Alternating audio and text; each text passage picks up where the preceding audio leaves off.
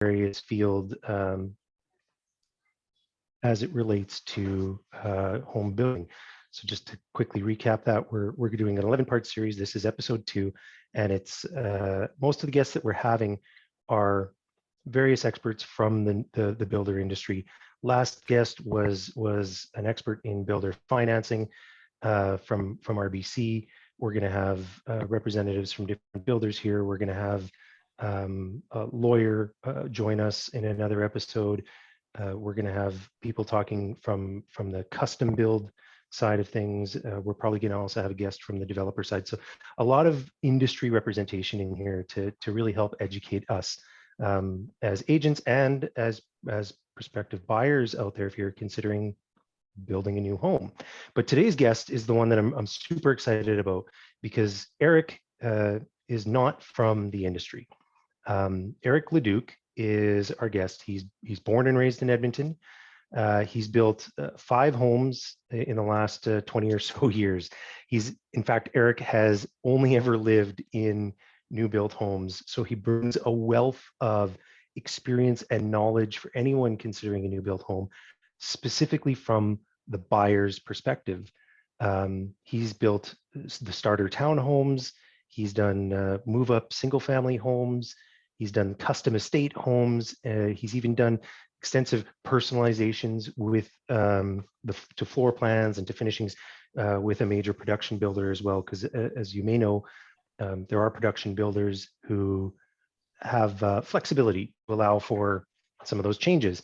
And so Eric's going to kind of walk us through some of those things and help us to navigate some of the ins and the outs, and maybe look out for some of the pitfalls that come up there. So Eric, thank you so much for being here. Thanks for having me. Did I miss anything in the intro?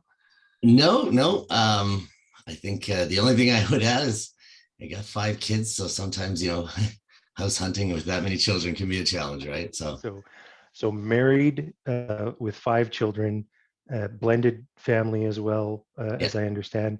So house hunting and going through a build process with that many kids in tow can also be a bit of a challenge from the buyer's perspective. And maybe we'll touch on that. I don't have that in my notes, but that's something to kind of be aware of when you're going home shopping and you've got a bunch of kids in tow and you've got paperwork to do and all that kind of stuff. There's challenges with that maybe we don't all think about either.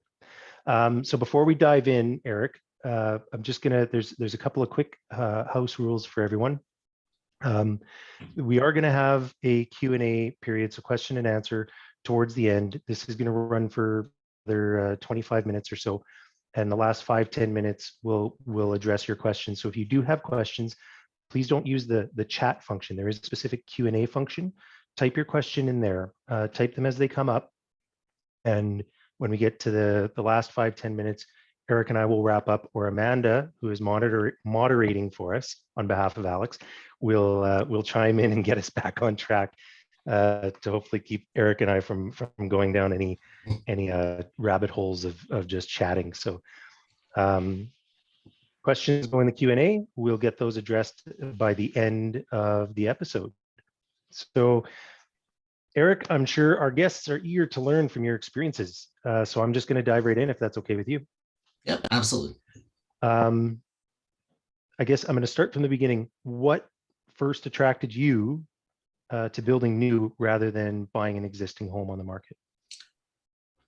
I think it's much like buying a car for me. I was looking at it going, I can customize things to what I want versus, sometimes when you get into a house, you could do that later, but I wanted to do it up front. And I like the idea because I didn't know what I didn't know of a warranty. So there was somebody to go to say, hey, this doesn't look like it's working right. Especially when I built my first place, I was 21. So it was a little bit of a challenge because I didn't do any maintenance at my parents' house. I can tell you that. So we kind of like that idea. It was almost like somebody was going to be holding my hand. So, okay, that's good. So there was the aspect of getting it the way you want it. And then the sort of the safety, the security of warranty, having somebody there to address some of those issues as they come up. Interesting.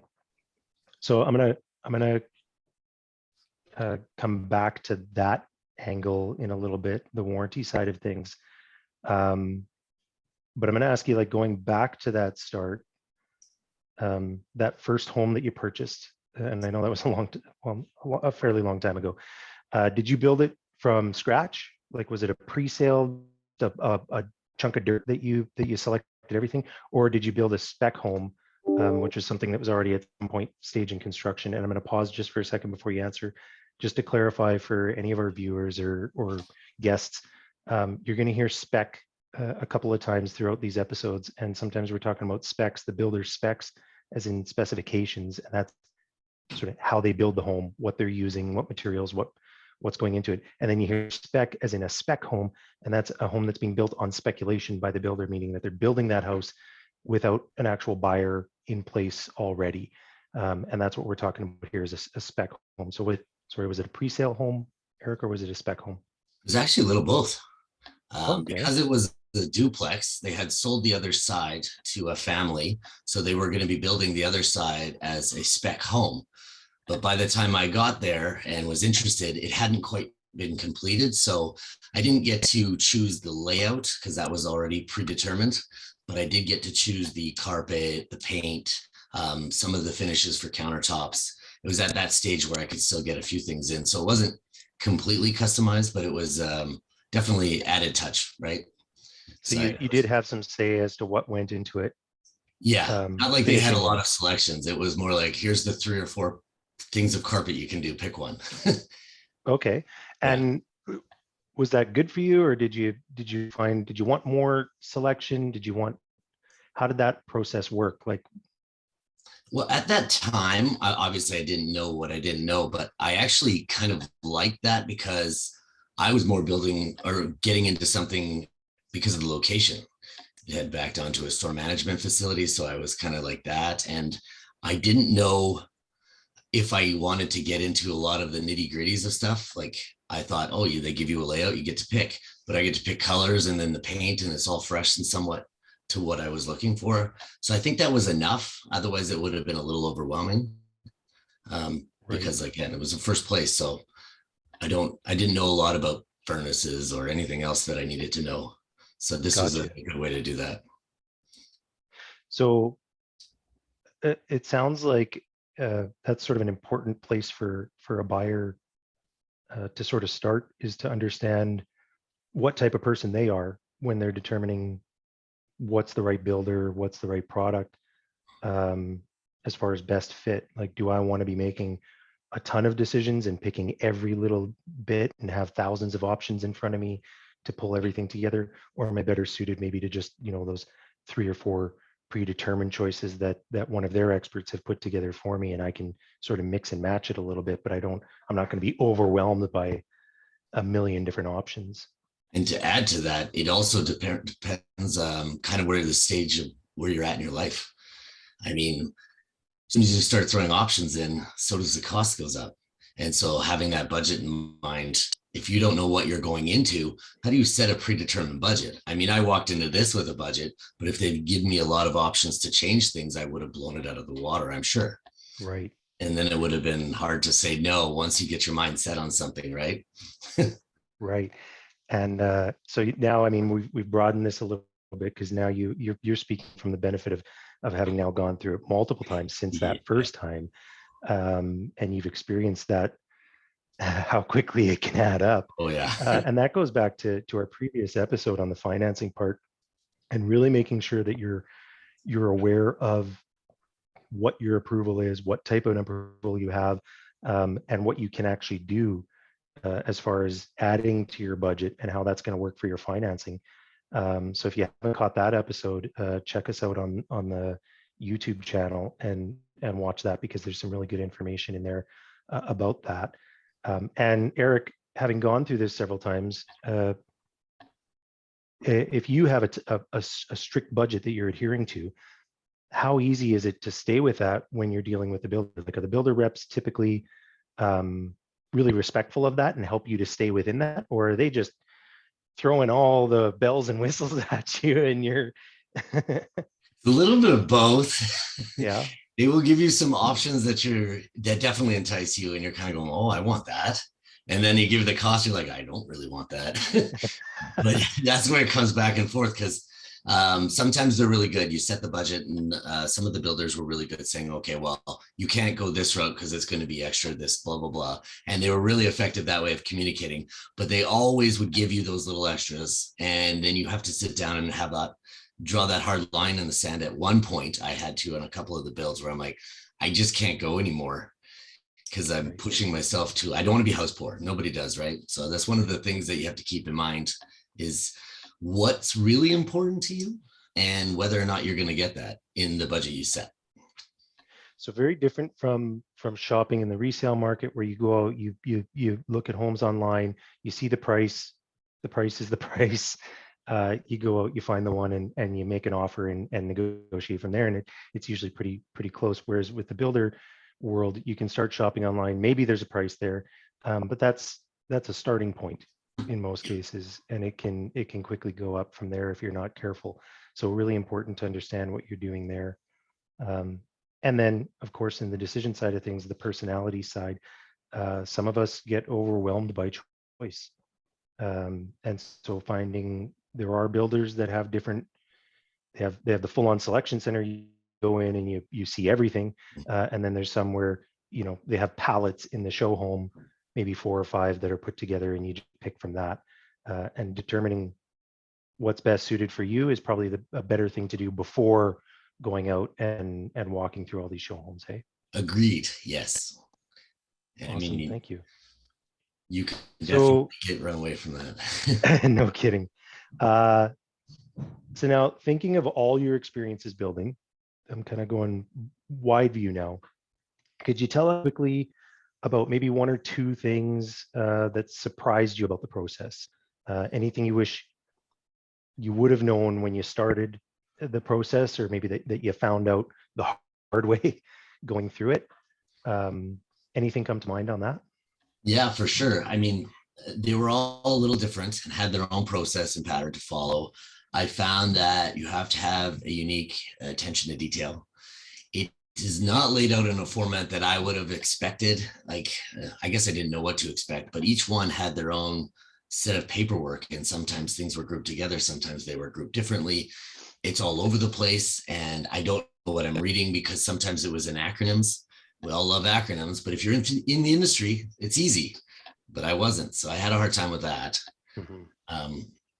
Some of the other things that I found that were challenging was if I was going through a process, they would put things in paper and say, okay, this is all pending the approval of the development and blah, blah, blah. So I never knew if I had it approved yet or not. So it's hard to move forward. And I didn't realize that they had to do so much of that. When I was going through where the house sits on the land, the plot position, all these things, I was just like, what? So it was a lot to learn for sure. But I think that was one thing I did not expect or know. I knew they had a process. I just didn't know how cumbersome it was. Like, I had to go through documents with a fine-tooth comb in order to not miss something, because if you miss it, it's too late once you've signed, right? Yep. Yeah, and that's an interesting take on it. I come from the builder world. I spent, as you know, over 10 years working in the builder world. So I was the guy on the other side of the desk in a lot of these scenarios with folks. And you're right, the builder agreement can be sometimes 50, 60 pages of documents. It's not just the purchase agreement. There's addendums, there's acknowledgement forms, there's the drawings. Like you said, you mentioned the plot plan, how the house sits on the lot, and everybody's a little bit different in how they present that. And it's really easy as a builder rep to forget that you don't do this every day as a buyer. And so we kind of race through a bunch of this stuff and then hand you a whole package of stuff to take home that you now have to kind of filter through and figure that out. And doing that on your own can be a real challenge, I imagine. Definitely. And then trying to explain to my wife what my vision was and how this is all falling together, and she's not getting it. So it's a twofold challenge, right? So that's another angle there with the custom side. because you've done custom, and there you've got a piece of dirt, and you've got maybe some base drawings that they have, and then you got to come up with this and work with the builder to create first a two-dimensional representation of what you want, and Yeah. then turn that into the three-dimensional. What were some of the challenges in that? Let's start off. That was a lot of fun, but I would say you need to have time on your side. You do not want to rush that process because it's very time consuming to do all of the due diligence you need to do, because it's not going to a design center. You're running around to various places that the custom builder has relationships with, where you can get things, and you're trying to pull it together. So you don't get to pull it all into one little spot. I could grab little samples from each. That was a very challenging thing to do, because now you're taking these little samples in a house you've never walked through, and you're envisioning it in your mind to make sure it all flows the way you think it's going to flow. That is the challenge to do, because if you're wrong, you won't know until it's already on the wall. Right. And so you've got this little square of paint, and then this little sample of stone, and Yep. this little sample of flooring, and you're trying to envision this Yeah. in the big picture. And my wife was a challenge with that, because she couldn't see what I was seeing. And so she's like, you know what, you just decide, you pick. And I'm like, oh, wow. Now, if I get this wrong, I've got that added pressure that it was my fault. It's like, oh, great. No kidding. So it was a lot of fun, but it was really challenging, because now I was getting tasked with, where do you want this light switch? Where do you want this? Now I'm looking at lines running through a drawing going, okay, well, which way am I going to walk to this light? How would I get there? Do I know that this can be this one that I want to flip, or am I going to come at this? And that was really, really hard to do.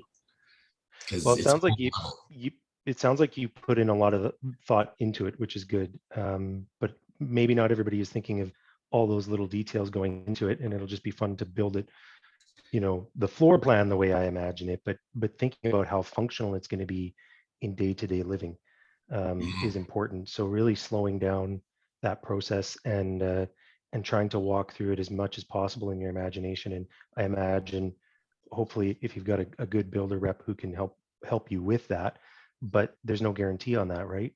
No, not at all. And I missed a so- few things, obviously, just like everyone would. You don't get it all right in the first time, unfortunately. But it's the little things that you get that you miss, that you're like, oh, I really should have put a plug there. Yeah, little things like that. And I guess, do you ever get it 100%? Is it ever perfect? Like, you're in the one that you're in now. Yeah. That was the fourth or the fifth one? Fifth, yeah. Yeah. Did 5 times in, did you get it perfect? No. No, there was a few things we're doing after the fact. We're like, oh, wait, what if we did this? Darn it, we could have done that previous a lot easier than now having to approach it. But we didn't finish the basement so that we could do a few things like that. Right. I don't quickly, think you did get it right. So you didn't finish the basement, which left some things open for some flexibility. Yeah. Can you give me some examples of some of those little things that, you mentioned light switches. Are there any other little things that people should kind of make notes and pay attention to as they're going in, whether it's a custom or a pre-sale? But these are things with a production builder. What are some of the things you'd say, like, hey, I've been down this road, pay extra attention to this, and this?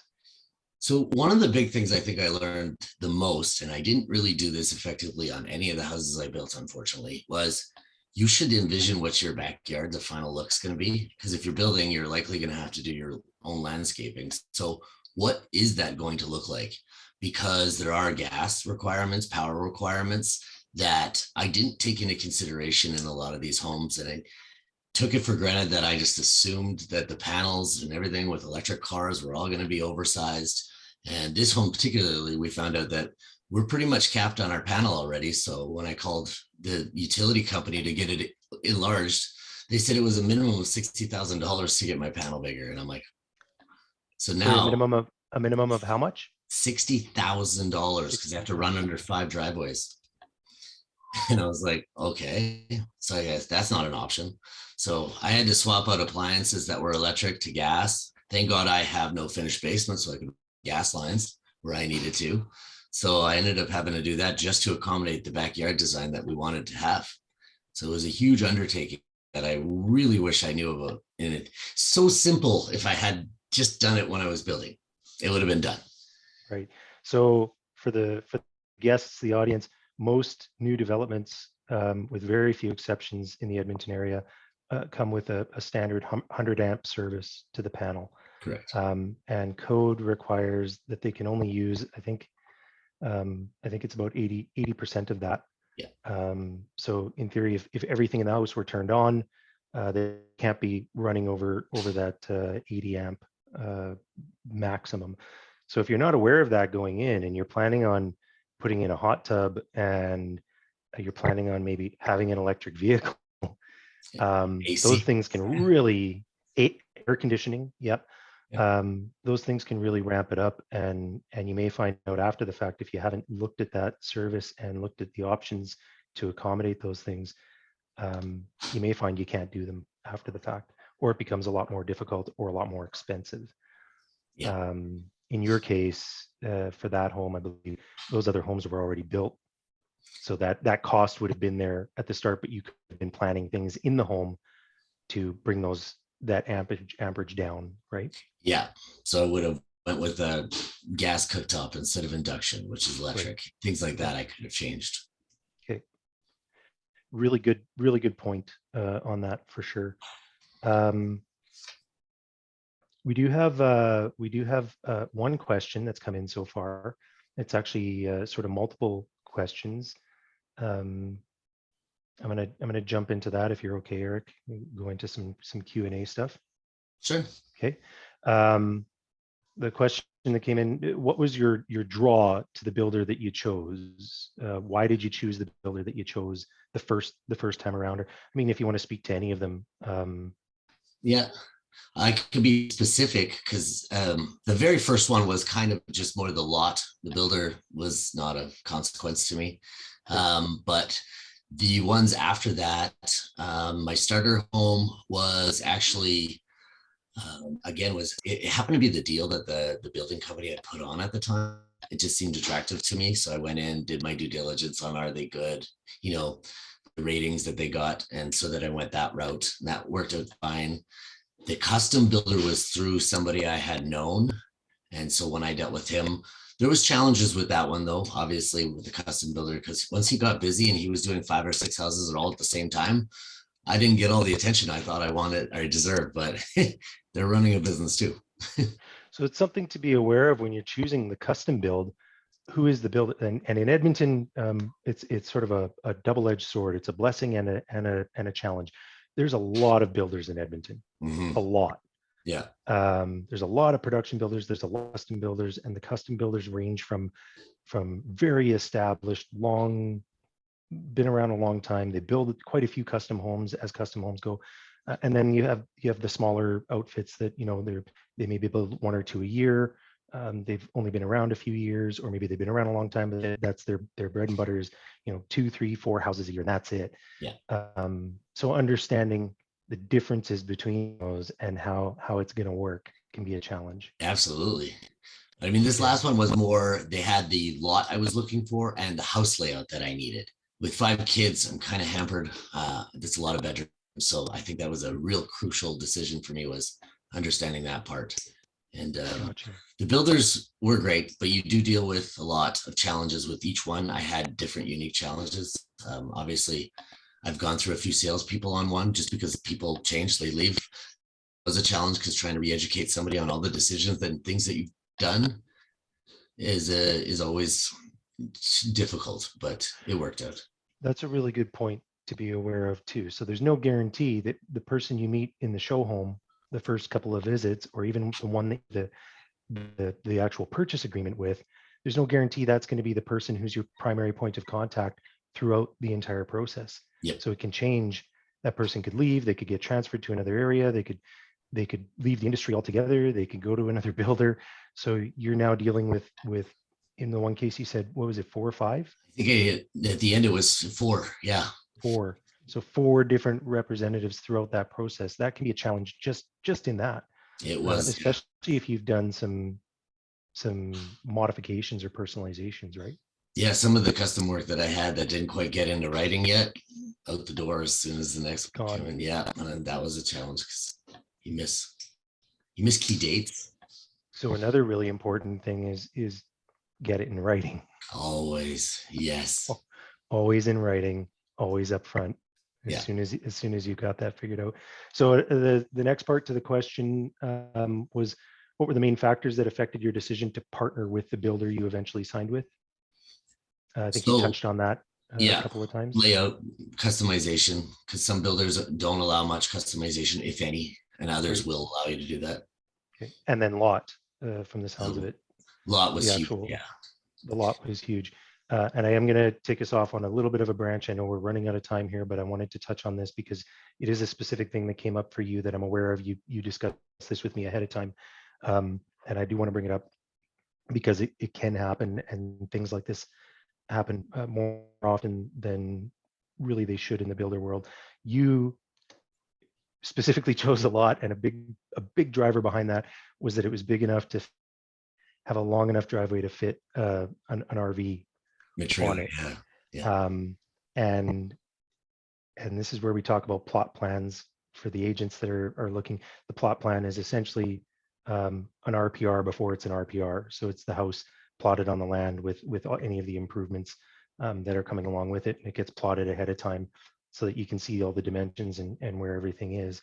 And we're not throwing any builder under the bus here because this can happen with pretty much any builder. But in your case, there was no preliminary plot plan. It was everything was sort of sketched out by hand Yeah. on a blank plot of the land, which made it look like the driveway was going to be long enough. And it ended up at the end of the day coming up short, didn't it? Just short. So now I have to Yeah. turn the whole trailer sideways and take up my entire driveway. And your garage becomes storage Useless for the summer. My kids love that. Yeah. So I mean, that's a pretty big thing though. Like that was a major part of your buying decision. And to have that not properly addressed right up front. Again, I'm not throwing the builder under the bus because I've seen this happen over the years. It can happen with pretty much any builder out there, that these things do get missed. But that's where the onus is on us as the buyers and buyer agents to make sure that we're asking these questions and we're looking at them and really getting those details buttoned up, especially if it's an important item. So plot plans, look at them ahead of time, get a preliminary plot plan, and make sure that the yard and the land suits the needs based on why we're buying, right? And the last part of the question, and I was going to ask this anyways, just to kind of put you on the spot, Eric, did you ever use a realtor as a representative in any of your builds? I did not. And I'm going to be honest, I didn't know I could. I think that actually would have added some value because you would have somebody that has a level of knowledge beyond my own that could ask the right questions, saying, hey, this is something they're going to say.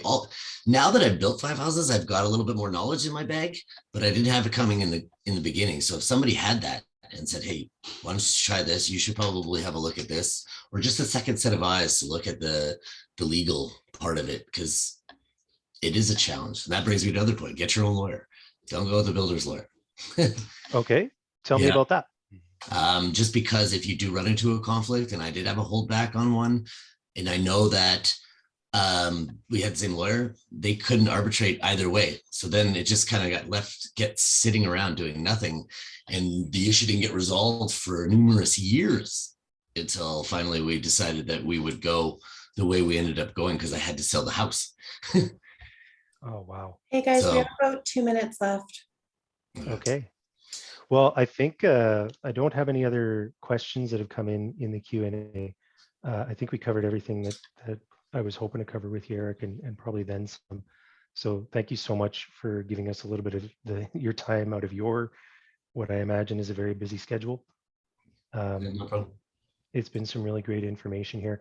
If anybody viewing after the fact isn't with us live, if you have additional questions, if something that we've touched on here today has brought up a question for you that you'd like to know more detail on, please feel free to reach out to me. My contact information is everywhere there, and we'll have it. I'll have it posted as well. And I can always follow up with Eric or with a number of other contacts that we have who have built before, and get those questions or concerns answered for you. Okay, Thanks for thank you having so me. much, Eric. Thank you. And thank you, Amanda, for doing a great job of moderating. You're welcome. Mhm. And thanks, of course, to everybody who joined and has watched, and hopefully you got some useful information out of this that has got you thinking about how you can build better.